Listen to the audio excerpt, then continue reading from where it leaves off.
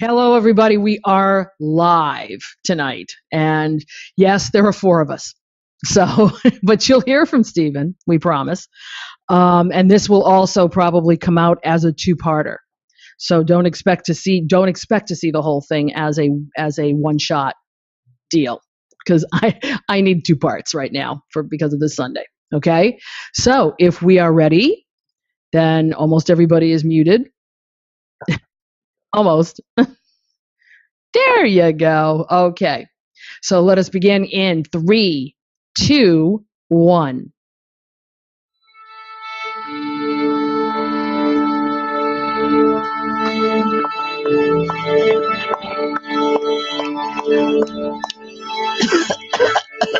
Hello?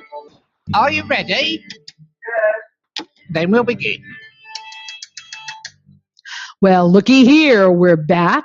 We survived Holy Week in Triduum, and it's also a palindrome episode in two parts. Are you ready? Here we go with Monday Morning Catholic episode 111. It's good to be alive right about now. Good to be alive right about now. Good to be alive right about now. Hallelujah, let that bass move you, say yeah. It's good to be alive right about now. Well, I don't know if it's, I guess it is good to be alive right about now, although most of us are very tired. Good morning, good afternoon, good evening. Welcome to a two-part edition of Monday Morning Catholic. You'll get your first one on Easter Wednesday, and the next one you'll get on next Monday, which will be after the octave of Easter. Actually, it's the Feast of the Annunciation, if I am correct. I am your host and moderator, Joanne Mercier. I am not always correct, but these three over here will be very happy to tell you about that. You knew we were going to go for hallelujahs. And I didn't know how many I was going to have to play. So, but we have 4 to 5 of us tonight. Not bad. First up, the only guy who's willing to join us, Jason Herview from St. Brendan's in Riverside. How you doing, Jay? Very good. Recovered. That's a good thing to hear. Then, of course, there's the one who's always here with me. In fact, she put up with me all of last week. Linda Reed, St. Thomas in Providence. Good morning, Linda. How are you? Good morning. Or good evening, depending on when this is. Isn't this live? Yeah, I don't know what day it is, if you want I to be honest. think we're at evening. At least my body tells me it's almost bedtime. Okay. We are recording this in the evening. Yes, we are. And of course, before she goes to sleep, Nancy Smith, St. Teresa's, St. Christopher's in Tiverton, Rhode Island. How you doing, Nance? Unmute yourself, Nance. I love it. What I said was, to be young and be able to recover so quickly. Yes. I have not recovered yet, and I don't know if I will. That would not be us, let me tell you. So what are you trying to say, Nancy? I'm trying to say you're the young duckling among us all. That's all. That you're young, Jason. Well, we have regrets from Stephen, but we also have him recorded. So I'll play that in a few minutes. We took a couple of Sundays off, definitely, because we were a little too busy. Yes. And I happen to have this coming weekend, another, now that we're in the Easter season, we're also in sacramental season. So I need to be with my confirmation kids on Sunday afternoon. So we are going to make this a two-parter because, we have enough stories to tell. Mm. So it can definitely be a two-parter, and I don't think anyone's going to complain. And if you do, unless you tell us, we don't know. So right. There you go. So and it's Easter Tuesday, so we may not care. True. And of course, since it's evening, it's adult beverage time. Yes. Little Kir Royale over here, and I think this is as adult as I get. Adult as she gets. What do you got, Jason? Nice Boston lager. All right. There you go. And Nancy, anything in the... Oh, absolutely. There's nice, fresh, cold water. There you go. Yeah, but I gave up the drink for Lent. Aha, okay. So that when I got home at 10:45 on Saturday night, I poured myself a drink. You betcha. But if there was any Lent I should have been drinking, it was this one for reasons I will not divulge in a podcast. Ah, And usually, if you are a regular of our little podcast, you know that every week we take a look back at the previous weekend's liturgies, but we're going to be looking at all of the liturgies in Holy Week and Triduum, and we're not going to be going over them homily by homily. no. If you were looking for that, this isn't it. And if you're new to our podcast, welcome. We're not always this crazy. Yeah. Yes, we are, but we're not going to admit it anyway. Yes, yes. We're So just a little loopier after the Triduum. And at night. So we tend to be. But what we're going to do is we're going to look back at all of Holy Week and Triduum from our unique points of view.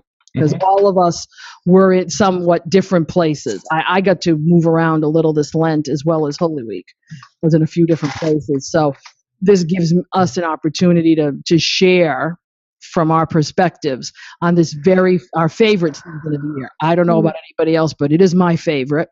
Mine too. Yeah. Yeah. So, because Christmas is overrated. Yeah, really. Christmas is overrated. This is really the big time of the year, and it takes a lot of work to put these liturgies and music into place so that it moves and sounds effortlessly. Yes. Yes.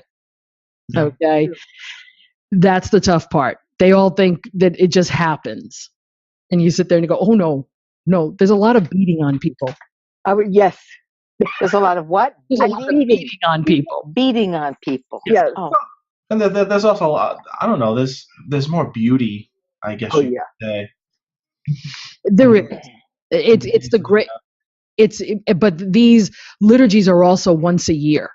Yeah. They're So- once a year, and they're the very heart of our faith. Mm-hmm. And they are loaded with symbols. Mhm. And you just want to bring this to people's attention in the best way you possibly can. Mm-hmm. Yeah. Oh yeah, and some people do it well, and other people are not sure how to do it. Well, no, it's not that either. But I think sometimes these things can scare people. Mm. You know, Oh, yeah, sure. because they're so intricate and they're so. My sister was in charge of her first Triduum all by herself this year. Oh wow! So And how did she do? she was approaching it with fear and trepidation, but she did fine. She Good. did fine, yeah. It certainly humbles us. That's for sure. The first time we do something like this, for me, it's a true I know it did humbling me, experience. Yeah. It did me. I was terrified. No. Yeah, but we all, and even if we're seasoned at it, there's always mistakes to be made. Yes. I made, and I'll admit to one. I made a mistake with in my bosses because I did his script, and I realized in the middle of our Easter vigil that I had juxtaposed something, and only in my defense can I say that it came out of because another presider I had worked with had juxtaposed it, Okay. and I wasn't paying attention when I was paying attention, but I wasn't, I was just saying, okay, it's this, it's this, it's this. Yeah. I Big know. thing. And then I realized as we were doing it, I went, oh dear. So when I got home, I looked. It wasn't too bad. But when I got home, I looked and I went, oh darn. I didn't even tell my boss. He knows now, but he doesn't know. But he doesn't know what and what day. So let's just say it won't happen again because I made the notation already. All right. This here. Yes. This should go here. Mhm.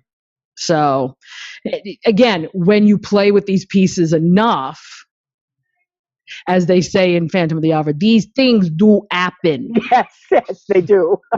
They do And happen. even when you rehearse, they happen, Yes, Mhm. that's true And- too. And a lot of times things happen and you don't realize the impact that they're going to have. Like the week before Holy Week, having your parish mission. Yeah. And We were so in the you- same boat. I Yep. know you were, Linda. And so by the time you finish that week, you're already wiped out because you've lost at least 3 of your nights. the Mhm. weekend before, and now you're working into Holy Week right into Palm Sunday and it's like, oh my God, I'm writing my note's going to be about, Yeah. the font's going to be like this. Yeah. Do not put the parish mission Do not. this Sunday of Yes, Lent. I already mentioned that out loud. But good. it it was just an oversight. Nobody looked to see the date of Easter, and Right. we usually have our mission during Exactly. that week. Yeah. Okay. Well, Ash Wednesday is March 1st next year. It's a little later, thank you God. And I believe Easter is 19. no, I don't think it's that late. Give me a minute. I'll find it. Everybody's Googling now. Everybody's Googling Let's Easter. Google the answer.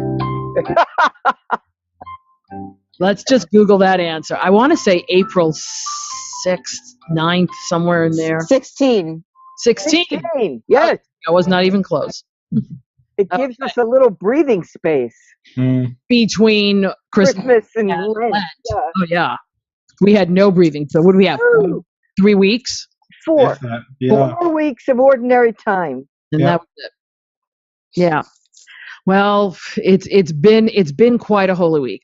And what I'm going to do is, because Stephen is not with us, I'm going to let him, in his own words, speak to us as to, because this was his very first Yeah.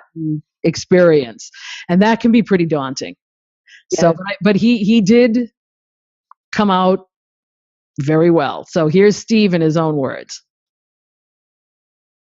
Hi, everybody. It's Steven. I'm just calling in because I cannot join you tonight for the post-Easter podcast. Sorry about the last-minute notice. What can I say? I'm just a busy guy.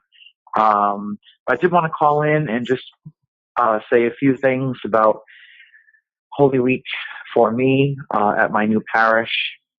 First thing, I must admit I was a bit on edge because I was at my former parish 15 years, and we all get into our routine. And there's a certain comfortableness about that. But thanks be to God, everything went fine. The choir did well.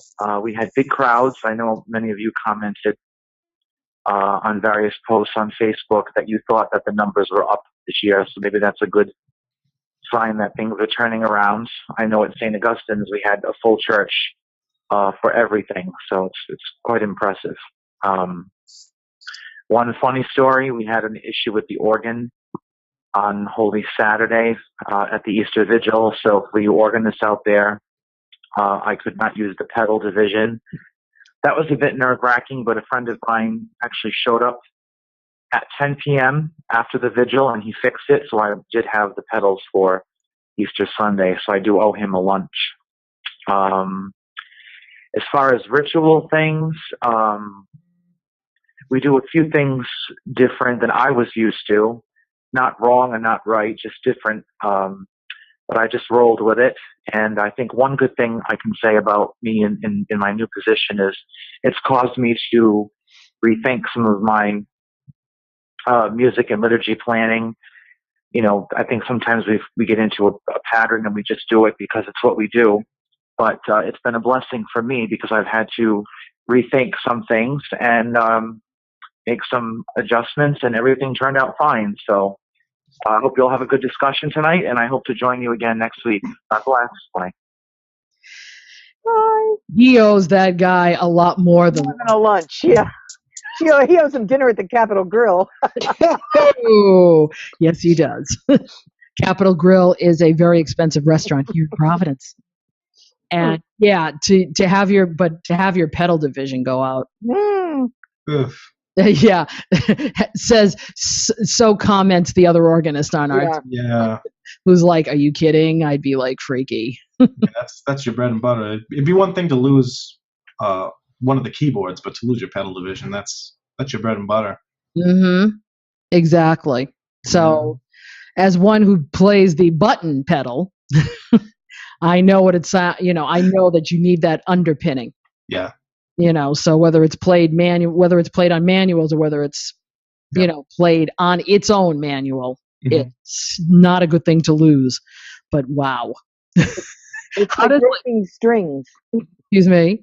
I say it's like breaking strings. Exactly. I'd Yep. love to have Steve here though to ask him exactly what happened because I would love to know, whether it was just wear and tear, Probably. just something freaky. It was obviously something that couldn't be addressed ahead of time. So Mm.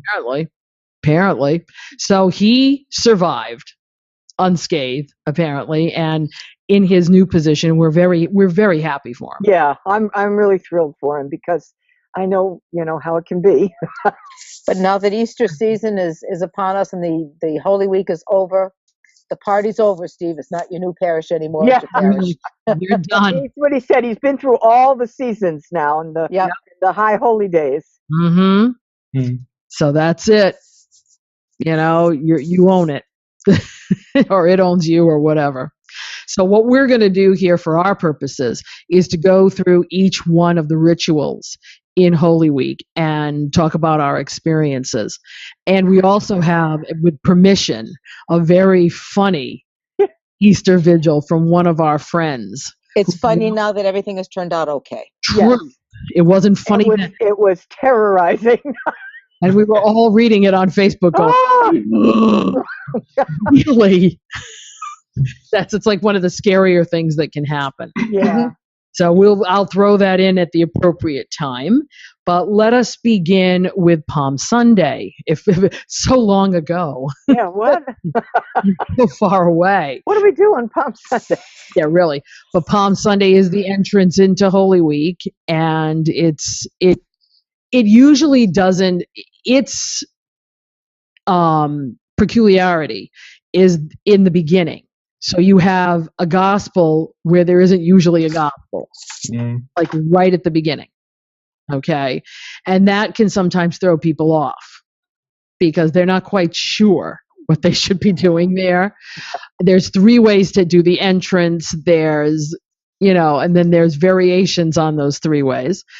But if done correctly, it's a very it's a wonderful way to open up this particular time. Yeah. Yeah. And as long as the kids aren't beating themselves over the head with palms during the Passion reading, the problem is it has this very long name now. Yes. Palm Sunday of the Lord's Passion. Not choose to call it either Palm Sunday or Passion Sunday. Yeah. Palm it's Sunday of the Lord's Passion. Yeah, that's like Rhode Island's new.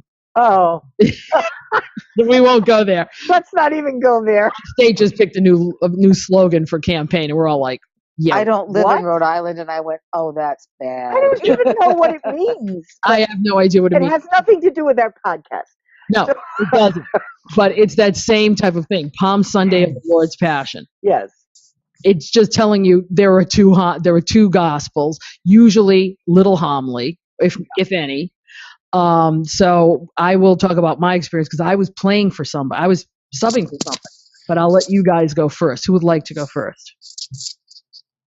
Oh, don't all jump. I'll Well- go. I'll go. Go, Um, Linda. We have 3 masses on a weekend, and I was just as I was going through my notes and perusing what was happening, I thought it was kind of interesting that at the 4:00 on Saturday and at the 8:30 on Sunday, we practically had to pry people with a crowbar out of their pews to join the procession at the beginning.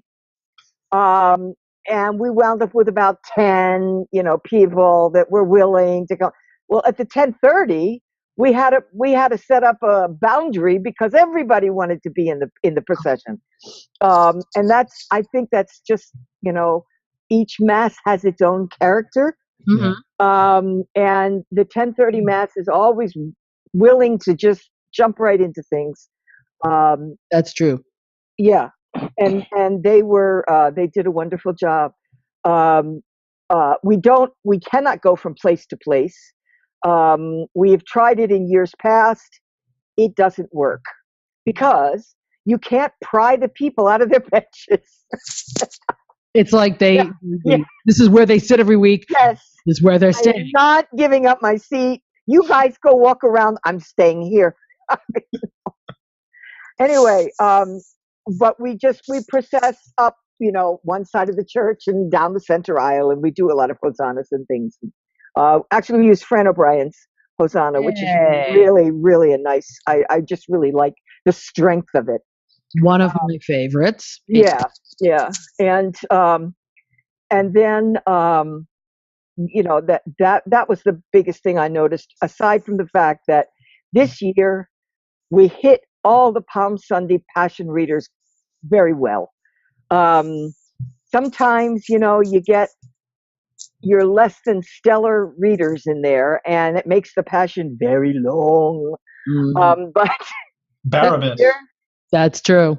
Yeah, this year the readers were wonderful. Kevin did a great job. Oh, gee. Yes, Kevin did a great job, and so did the other 5 readers. We have the World Library script, and so I get to read all the negative lines. Oh, jeez. I get to be the crowds. Crucify him! Crucify him! Away with him! We want Barabbas. That's my part. And So how uplifted were you after 3 masses? yeah, well, that's what my pastor said to me. My pastor said to me, when you get up to the pearly gates and they say to you, how many times did you yell for me to be crucified? I'm going to be a long time in purgatory. Oh, So, anyway, other than, it went very smoothly. And I cannot complain one bit. Amen. found the music, by the way. What, hon? I was looking for it. Oh, I was looking for it while you were talking. oh yeah, the Hosanna? Yep. Give people an idea of what they do over there. Yeah, see, we all know it. Hosanna, Hosanna. Now, if we could all have children's choirs. He writes a lot for multi-generational choir, so Mm. I have to say that. So Well, we don't use children to sing the hosannas. We all sing everything. that's true. Of course, we have children in the group, so That's, No. What do we all do in our parishes as far as the Passion reading is concerned? Do the congregation take part in the crowd reading? no, Yes. that would be me. Yes, for us. Yeah. what I saw was the same. Was the assembly reading, which I hate. So I for 51 weeks out of the year, we ask them to stand and hear the proclamation, and then on the 52nd Sunday of the year, we ask them to be part of it when they're not used to it, and all of a sudden, all their heads are in books. Yeah. I've never been a fan of it. Mm. I just haven't, because that was not developed ritually. That was developed by worship aid companies. Yeah. Yeah. And see, since I know I've mentioned before, we've never had missalettes. And so therefore, that's why never, no.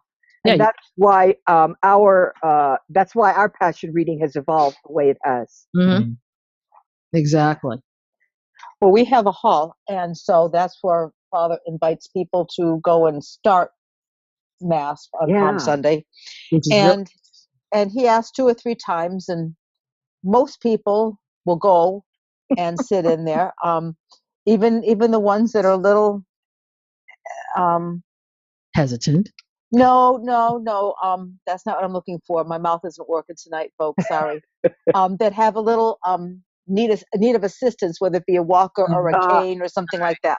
Mm. But they went, and I saw one of the mornings he had one of the altar servers get up and make them go, and they did.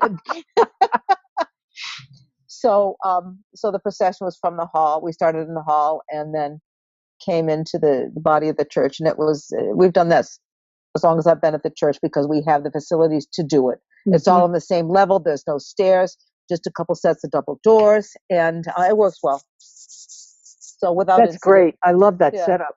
Mm. Yeah, I do too. So without incident, Palm Sunday came and went. Yay! Okay. Yay. And you had the crowd. You had people reading the crowd part. Yes. Okay. All right, Jason. What about you? Where'd you guys start? We did the simple entrance. Okay. See, there's 3 different ones. Right. We did simple entrance. Yeah, it went very smoothly. We did the passion reading, which in our missalettes has the congregation taking part in the crowd part. Yep. Um, and we had good readers this year, so it went really nice. Really smooth. That's hugely helpful. Holy Week is a lector tour de force, Yes. or Yeah. it can be a force to be reckoned with. It's one of the two. You never know. Yes. You know, it's one of the two. So if you've got good readers, that's good lectors, then it makes such a difference. It does. It really does. Hmm. So nobody processed. You just came in as normal. Yep. We did the gospel reading, and then we went into the let us go forth in peace. Well, that's not simple. That's solemn. Oh, I'm sorry. Yes. Word Sorry. of Yes. solemn. Yeah. Yeah. There's three different. The difference between possession, the first one and the second one, which would be, what do they call the first one? I think it's procession from a different place. Yeah. Procession from a yeah. different And place. there's Sorry. Yes. okay. Yeah. Is you're just starting in a different place. The simple one is to come down as normal. Right. No, I'm sorry. Solemn. Yeah. Sorry, I don't mean to. No. Yeah. No, yeah. we did the solemn too. We just didn't. We don't have another place.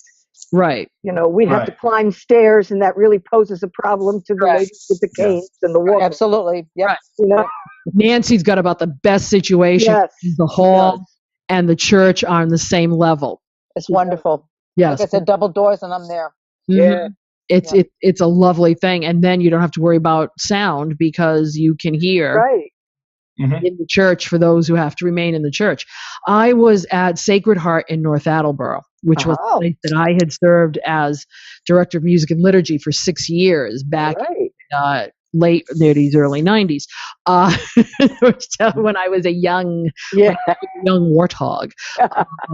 No, I'm full of other references tonight. It's not the drink either. If you know where that came from, you get points. And the points don't matter. I was very surprised, but understood that they went for a solemn entrance. And they went for a solemn entrance with children, Ah. Okay. not with the adults. We used to, if you know anything about Sacred Heart in North Attleboro, we used to start on there's a plaza in front. What I didn't know until after Mass was that the stairs up those stairs are all crumbling. Ooh. The church is about 90 years old, and they have never repointed the stairs. Wow. Beautiful church. So they are raising money now in order to redo all of that. So it would have been terribly not a good thing to be out on the plaza and then have people climb up the stairs. Mhm. So it's an old French church, cute little thing, but it's old in French. So I was subbing because their music director happened to be away, and he had a great opportunity. He also works in a local college, so that was their spring break, and since he accompanies their choir, they were going off to Austria. Oh, jeez. Right. Oh my. So he got back in time for the rest of Triduum, but he was away for Sunday. Sunday. So I did 2 masses there, and the people there are still great. They respond, they get into the music. It's like going home for me. Yeah. I didn't mind at all. But and a good friend of mine is the pastor there now, so it's it was old times, like the old show. Here we go. We all know what we're doing here. He's singing the parts of the Mass of Creation, and Nice. he also sings it in harmony, which I'm With whom? cantor. So, With what? well, when we get to the people's parts, he sings the harmony. Oh, okay. I was going to say he sings harmony with himself. That's No. good. He sings all his presider parts. He bilocates him though. No, he doesn't do that. He's But- very good. He is. He's a wonderful man. He is good. Lovely voice. All But, right. but when the people start singing, he breaks into harmony.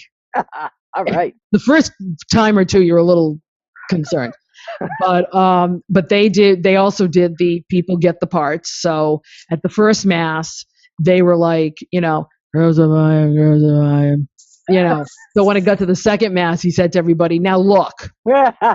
And he said this before Mass. Now, look, the last Mass was half asleep when they did their parts. I would really appreciate it if you could have a little more gusto than them. And he went off and they did. So he's not afraid of saying anything either. He actually said, and I hope he doesn't kill me for relaying this. He actually said to them, now, this Mass is going to be very long. He said, I understand that the children get antsy, but this is not a time for you to grab communion and go. Yeah, good for him. He honestly said that. Yeah. They found out after that they've begun to have that problem. Yeah. Where people are doing the McDonald's Yeah. line, just Yep. taking and running. And so he told them straight. Some still left, but not as many as I think would have gone. Yeah. So, but yeah, sometimes I know when you've got kids in a Mass and that Mass was loaded, the 10-15 was loaded with children. Sure. I can understand. Sure. You want to get the kid out of here because they've been hitting each other over with the palm. Yeah, and screaming and. Yeah, there wasn't too much screaming, thank the Lord, but I understood. So it was nice to be home, quote unquote, home again. Yeah. For Palm Sunday. It was really nice. So Palm Sunday kicks off Holy Week, and then we sort of run into some places have Tenebrae, did you have? No. Yeah, Jason did. Yep. Jason had Tenebrae. How did that go? When do you have it? We do it on Tuesday night. And please explain for people who don't know what Tenebrae is. It's a service of light and darkness. And you start off the church is usually not fully lit, but there's some lights on. And the way we set it up is we have candle stands for each reading. Mm-hmm. So we have 2 candles on either side leading up the steps of the altar, and then on the altar table itself. So after the reading, and then after we sing a song, 2 candles are extinguished, and some lights are turned off, and so on and so forth until you get to until the gospel reading at the end, which Father usually reads in the back. He's not usually out in the sanctuary. Mm. It's just the reader, the lector, the candles. And he'll leave like a little. Sorry, he'll leave like a little thing. He'll leave like a little thing of incense burning. Mm-hmm. It's really a beautiful little ceremony. And then once the gospel reading, by the time he's reading the gospel, everything is out except the Paschal candle. Mm-hmm. So he comes out after the gospel reading, takes the Paschal candle, and processes all the way down the aisle until he's in the back, and he extinguishes it, and everybody leaves in darkness to get ready, essentially till Holy Easter Vigil, where he processes in darkness, right, and we come into light again. Does he do the Big Bang? No. The earthquake? Yeah, the earthquake. No Big Bang. No Okay. Big Bang. Okay. Big Bang. Like those big clappers. You're supposed to make a big noise. It's supposed to be a big noise when the last candle is extinguished. Mm-hmm. Something to that effect. No. That would be all. It's Never mind. It's something fairly that's fairly new for St. Brennan's where I am. I mean, we only started doing it. Mm. I think this was the 3rd year maybe we've done it. Mm. Wow. 3rd or 4th since 2010. So, the people that have come love it, but I think it's usually not too well attended. But I think a lot of people don't understand it. They don't know what it is. Yeah. Right. And I think what it is that it was something that was celebrated a lot before the Reform, and then kind of got cut back. Right. During the Reform, which is unfortunate because it's a nice way to kind of move through the week. Oh yeah, it's but the part of it is reason we don't do it is because we're on a mission to get people to come to the Triduum. Right. So we don't want to distract them with other services, other options. Yeah. You know. So and because it was for a while there, the Triduum was really like a hard sell. Um, and so we really embarked on this campaign to get people to come. And I have to say, our pastor was very good about trying to weave it into homilies and Yeah. Same with stuff us like too. that. Yeah. And so now we have a fairly good turnout. So, but we didn't want to add another service to it to say, why don't you come to this one too? So, Yeah, exactly. you And the know, thing is that this was always set up, from the from the old times, it was set up as something that would, because matins, it's supposed to be a celebration of matins and louds, which is office of readings and morning prayer. yeah, And morning office of reading and morning prayer now have been reestablished for Good Friday and Holy Saturday. Some places have that. I know we had that in Lakeville and in the Collaborative. They had morning prayer on Good Friday. They had morning prayer on Holy Saturday. And I think it's sometimes we connect it with the RCIA. I used to connect it with the RCIA when I was doing it, so that they would have, they would continue to keep the time in between. So it's unfortunate. It got kind of lost in the revision, but it's a wonderful, wonderful ritual if Yeah. you want to add it to your list of things to do. The people that have come that never knew really what it was, I guess. yeah, The response has been, oh, this is beautiful. This is Yes. such a great way to kick off, going into Holy Week. Right, because you have that time between Palm Sunday and the Mass, Right. the celebration of the Lord's Supper, Mm-hmm. with nothing. Right.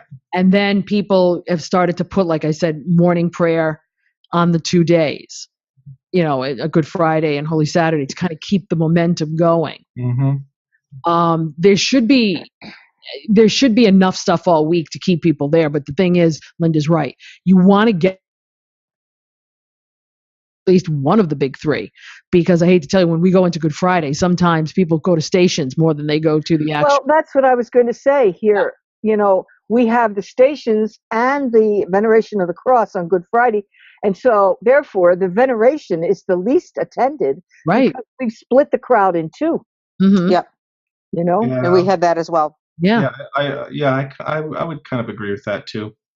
I think the mentality is, oh well, I went to 3 p.m. stations. Yeah. It's all I need to go to. Right. And you're missing the big one. Yeah. Now, we'll talk about that when we get to.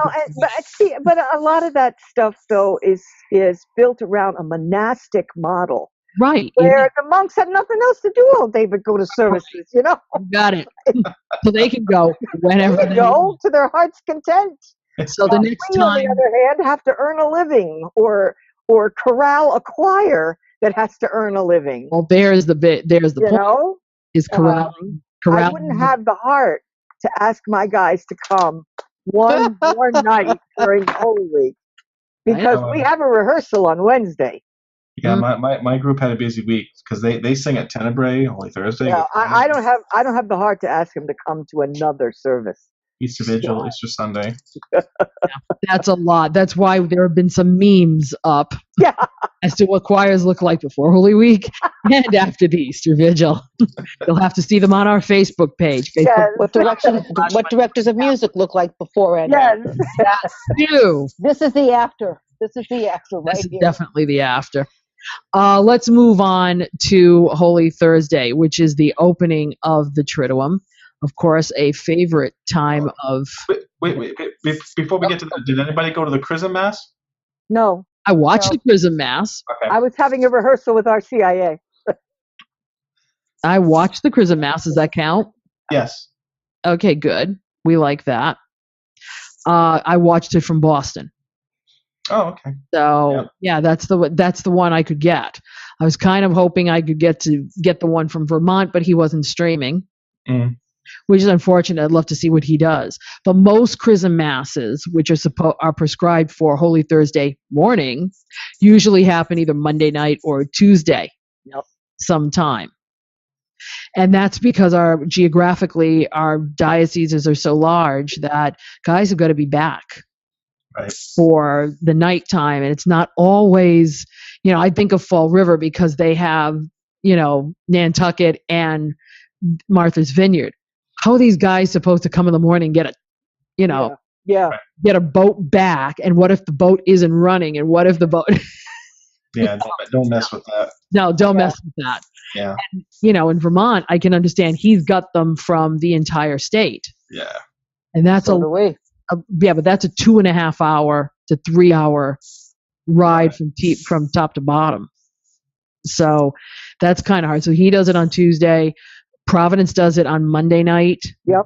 Fall River does it Tuesday afternoon at 4. Boston does it at 11 o'clock in the morning on Tuesday. So, and it's a great liturgy because all the oils are blessed and consecrated for use during the year.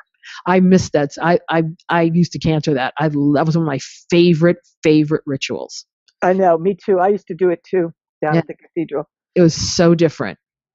I really liked it. Really special because the men also come together and reaffirm their ordination. So it's if you can go to it and get the time to go to or watch it, because Catholic television will always show Boston. Mm. It's a good one to take in because it's really good. But then we do move on to Holy Thursday. Where we start with whatever cross song you know. It's a real favorite. Yeah. I find Holy Thursday really moving. Yeah, Glory in the Cross by Dan Schutte. That's what we use. Yeah, it was one that I've used for a long time as well. Yeah. It just lends itself. Although I used to use Lift High the Cross before that, which is awesome. Before Dan wrote Glory in the Cross, I used to use Lift High the Cross. Yeah. It's what you use, of course. Where it's fun how we do these things. Yeah. These 3 days are meant to be one movement. Yes. And that's the whole thing. And I don't know if people still get that this is one movement. What do you mean still get that? If they ever get it. Right. Because it's just not, unless it's preached at them consistently, yes. Mm-hmm. It's so foreign from what they normally experience. Mm-hmm. But Father John did. He did say on Thursday night, there's no end to the service tonight. We just show up again tomorrow and continue. Yep. Pick up where we left off. Yep. Exactly. And then we pick up where we left off again on Saturday. But this night commemorates, it's sort of like it's the institution of the Eucharist. It's a commemoration of Exodus, the Passover. You're looking at all kinds of symbolism. Yeah.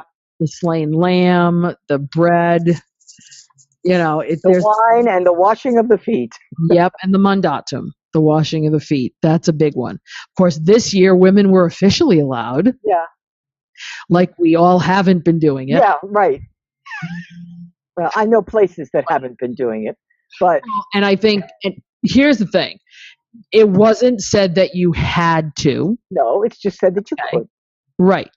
So it wasn't said that you had to. It said that you could. So for those. So the ones that never did still didn't. Still don't. But the ones who do now feel like, they're okay. Yes. They're not flying under the radar. Their hand. No, I'm not. I'm trying not to be fresh. Sorry. That's all right. See, you have to understand, folks, we, in our effort to educate, we also have to be careful because we've been doing it for so collectively here. We've got at least 80 years of experience. Long time, yeah. Okay. So a lot has happened. We've seen a lot. We have seen and we have heard.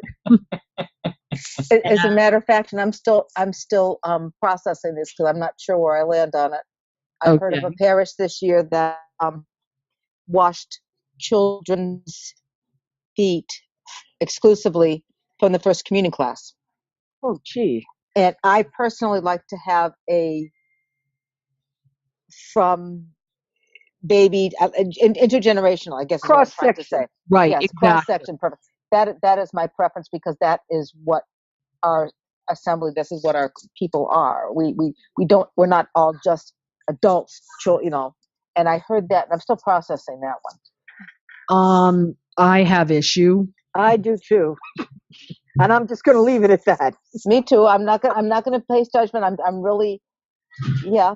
I know what I prefer, and that wouldn't necessarily be it. So, but I Right. did hear a parish under, there were pictures and everything, so I know that it Oh, happened. okay. And but the good part of it was that the children that were chosen did seem to have a reverence, know that there's a reverence to what they were doing, Right. so that it wasn't giggles and Oh, well, that's good. such. So they were very serious about it. So that was a good thing. I was happy to hear that. But I do like a cross section of ages. I think that's certainly representative of who we are as church. Hmm. How do you? I mean, let's open another can of worms. Sure, why not? Do you want me to open this one? Because Go with it. this could go to a few places, including my own. How do we feel about others washing others' feet instead of the presider? We've never done that. Now you have to remember, I've been at the same church for 35 years. And that's not something that we've ever done. I think our deacon would probably blow a gasket. Alrighty then. If we ever, I stand on that one. not theologically, logistically. Logistically. You know how, you know, he would have to have it choreographed. Right. Yeah, that's how he is. You know, and in theory, I don't see anything wrong with it. The one thing I am totally against is washing hands. Oh, yes. I mean, are we all going to be like Pontius Pilate and wash our hands?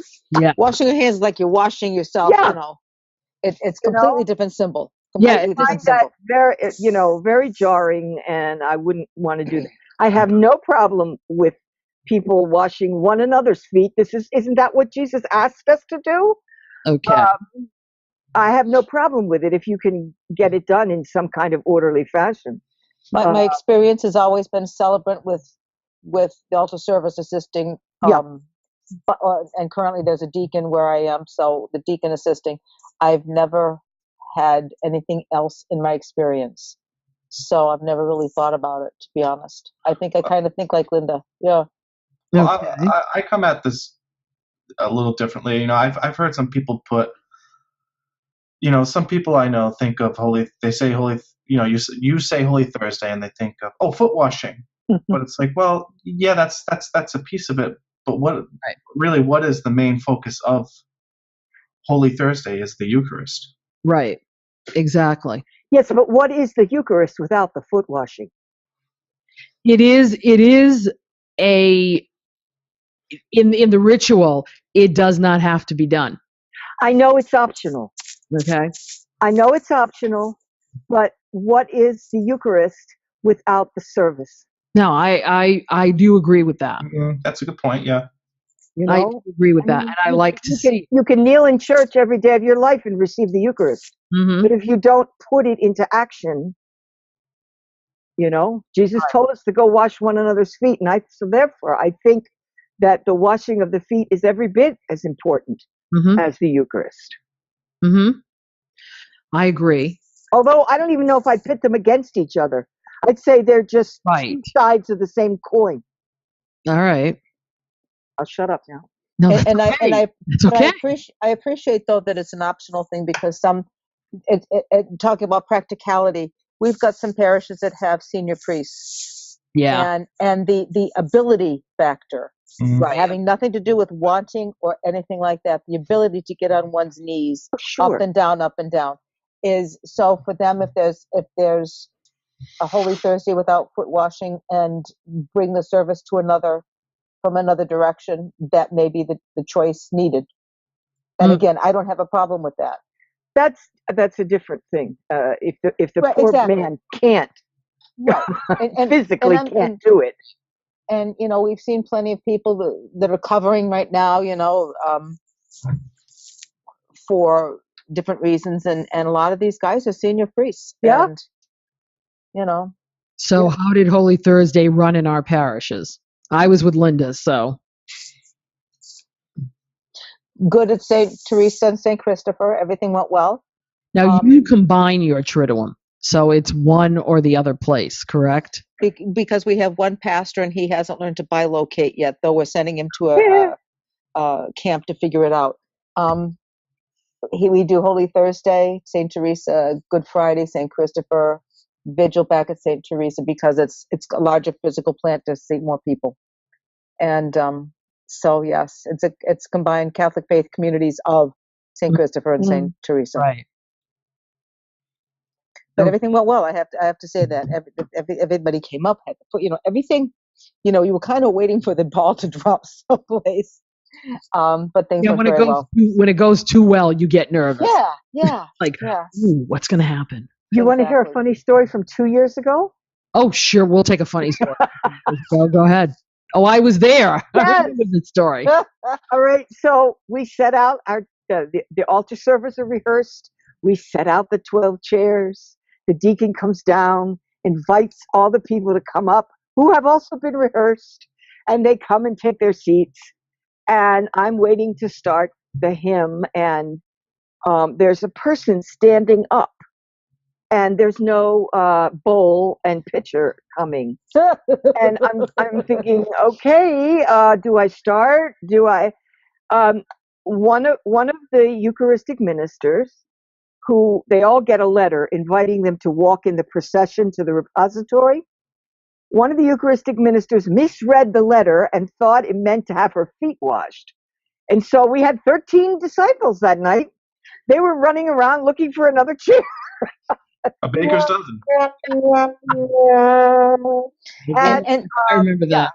That was the night that I vowed I would always have a second song behind the first one.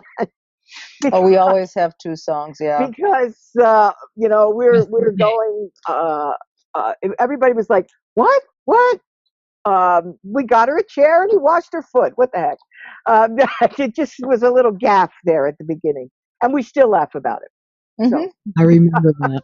Everybody's looking like, this year was fine. Count.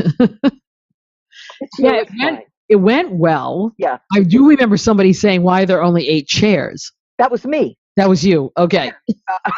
I saw the chairs and I said, why are there only 8? Well, because they had to use the 4 that the altar servers were sitting on. I thought about that after, and I went, 8, 9, 10, 11, 12. There they are. Yeah. We're good. Jason, how about you? We did not have foot washing this year. Oh. Okay. But everything went really smoothly. It went really well. That's good. Our pastor gave a really moving homily, though. I think he kind of went. My impression was he kind of went off topic, which he tends to do once in a while. He doesn't really stick 100% to what he's written. Okay. But he talked a little bit about the nuns of charity that were the ones in that were attacked. the Sudan. Oh yeah, sure. And how one of the sisters survived and was able to tell the story. Mm.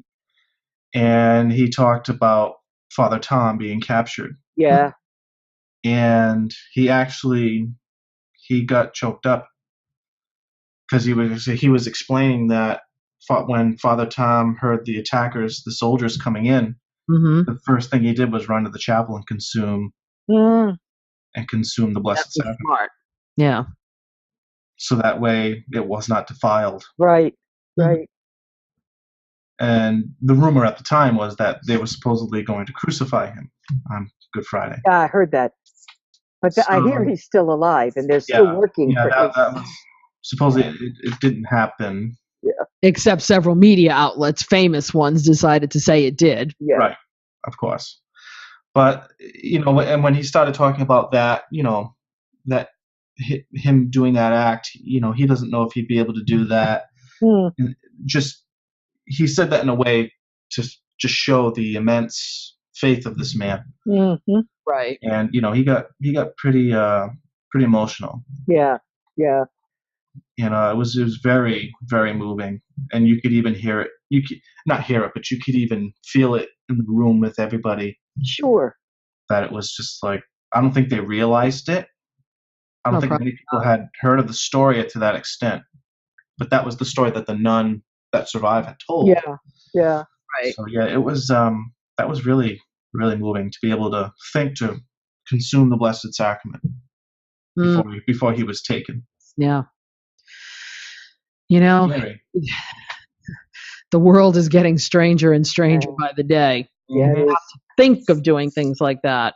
Yeah, really. I give him a lot of credit. Yeah. Now, as we leave Holy Thursday, we process out. Normally, that is a time for nervousness amongst people trying to walk and sing and move at the same time. How did we all do with that? Tanto Mego. You got it. We solved the problem by using Dan Schuette's Holy is God. Which again is one of my favorite pieces. Yeah. The I'm right people there. sing the refrain, and the Panjalingua is sung in English, and it works like a charm. I'm with Linda there. Thank you, Dan. Yeah, and it's what I like about it is that it uses it uses a contemporary refrain Yes, with the traditional Pange lingua. Yes. yes. People get a Actually, little nervous with the it's not. drums. It may be contemporary in style, but it's the Trisagion. Well, it is. Yeah, the words are the Trisagion. Yeah, but it may be somewhat contemporary in style, but Right. it goes with the Panjalingua, I think. Yes. Oh yeah. Oh, perfectly. But some people would think with drums, they get a little nervous. I don't care what people think. Quite frankly, once they give themselves over to the piece, I know. they relax. I know they do. Yeah. I know they do. We use piano, violin, and it works very perfect. It works perfectly, and I've used it for a long time. Yeah. We just used the percussion and chimes. Yep. And me. You had me in the back doing something too. Really? Play with it. Yeah, Where were you? we use the Latin. I was the one in the front waving my arms around. That's true. That's true. Yeah, Linda uses the English. Yep. You use the Latin. Yeah, Yep. I use the English. Yeah, because the people are familiar, especially when you have to do the two verses back to back. They're familiar with the Tatu Miracle. Oh yeah. But I use the English. Yeah. Yeah. But you say tomato, I say tomato. That's all. Nancy, do you do the same? You do the same thing, don't you? Or no? Dan Schuette's? Yeah.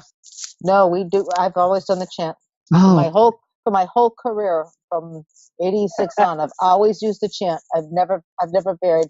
In my heart, it's one of those things that I had not heard Dan Schuette's version, and it's just one of those things that I thought I want to keep this the same as it's always been. okay.